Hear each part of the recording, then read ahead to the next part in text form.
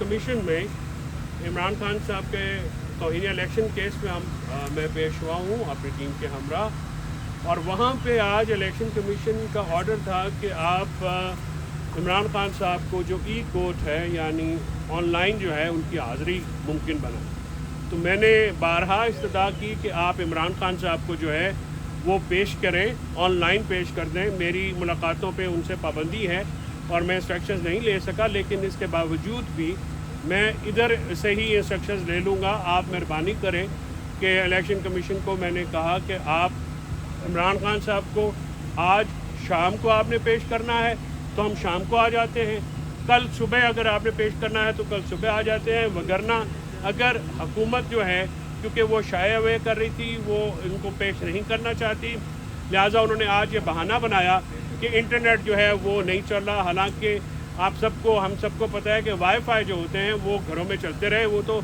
उस दौरान भी चलते रहे जब नेट पूरे पाकिस्तान में बंद किया गया था।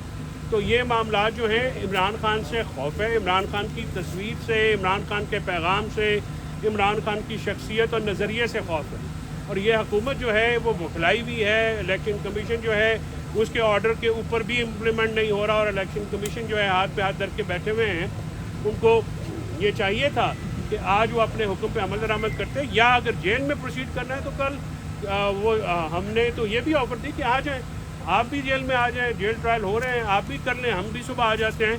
तो हम वहाँ पे जो ट्रायल जो है वो फेस करने को तैयार हैं, और जो आपने एक झूठा मुकदमा खान साहब के ऊपर किया हुआ है हम इसको फेस करने को तैयार हैं। लेकिन बावजूद अदालत जो है वो आज हुकूमत जो है वो भाग गई, और इमरान खान को पेश करने से उन्होंने मुख्तलिफ हीले बहाने बनाए, और वो उन्होंने कहा जी कि नेट काम नहीं कर रहा, आज हमने फ़लाँ को लिख दिया, फ़लाँ के लेटर का जवाब नहीं आया। सो मच सो कि आप देखिए कि एडवोकेट जनरल पंजाब ऑफिस से कोई बंदा होम सेक्रेटरी को या सुप्रिटेंडेंट अडयाला जेल को रिप्रेजेंट करने के लिए नहीं आया, तो उसमें भी वकील साहब को डांट पड़ गई। मेरे फेलो वकील हैं, थोड़ा वो प्रोसिक्यूटर हैं यहाँ पे।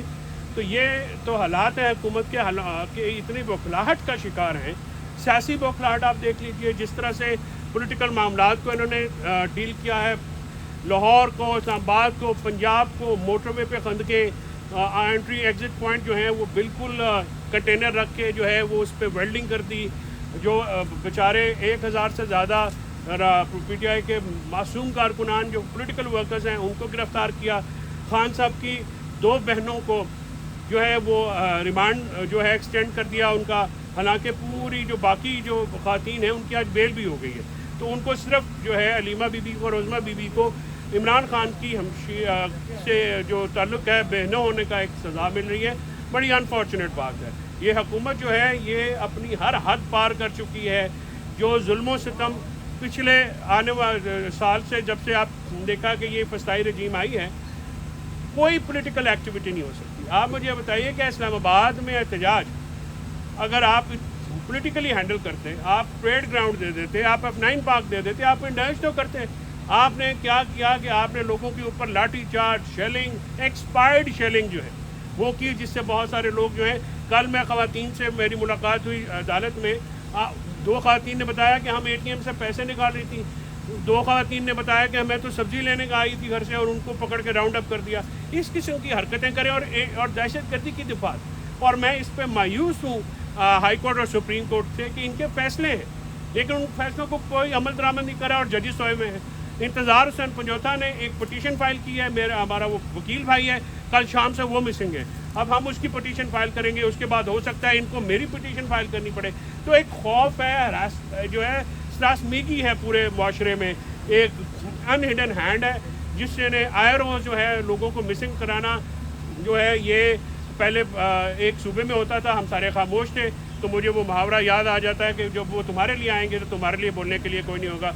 मैं समझता हूँ कि PTM को बैन करना वो भी ज़्यादती है, पॉलिटिकल एक्टिविटी की इजाज़त होनी चाहिए। बारंग बलोच को जिस तरह से रोका गया है वो भी गलत बात है, वो जा रही थी बाहर, उसका एक नज़रिया है, उस नज़रिए से मैं शायद दोनों के PTM और बारंग बलोच के नज़रिए से इख्तलाफ रखता हूँ, मैं उनकी सियासत पर यकीन नहीं रखता। लेकिन यही सियासी इख्तलाफात हैं जिसको जो है वो सुनने का हौसला चाहिए, और रियासत जो है इतनी कमज़ोर नहीं होती कि शहरियों की राय से जो है वो डटर हो जाए। लेकिन इस वक्त रियासत जो है वो लग़ज़श का शिकार है, वो ऐसी एक हालात का शिकार हैं कि वो बैसाखियों पे खड़े हैं और कांप रहे हैं। اور جس طرح سے ریاض فتیانہ کے بیٹے کو اریسٹ کیا گیا, دوبارہ چھوڑا, عدالت میں مداخلت کی, چھوڑا گیا, اس کے بعد اٹھایا گیا, اس کی بھی بھرپور مذمت کرتے ہیں.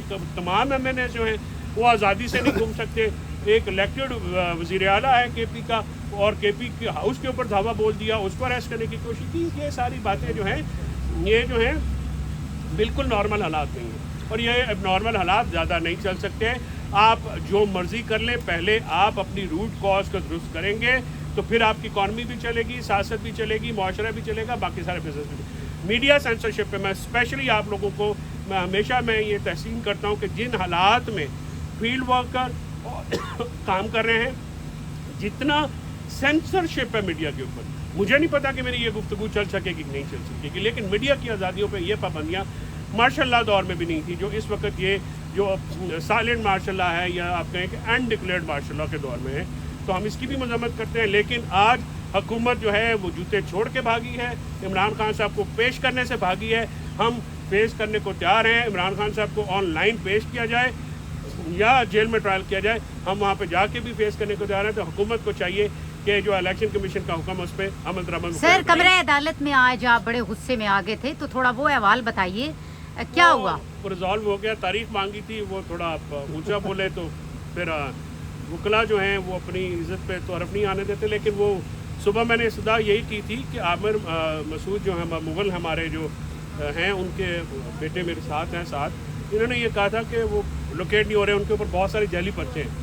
تو میں نے یہ کہا تھا کہ مجھے آپ لوکیٹ کر لینے دیں, تھوڑا ان سے رابطہ کر لیں, تو ایک تاریخ دے دیں.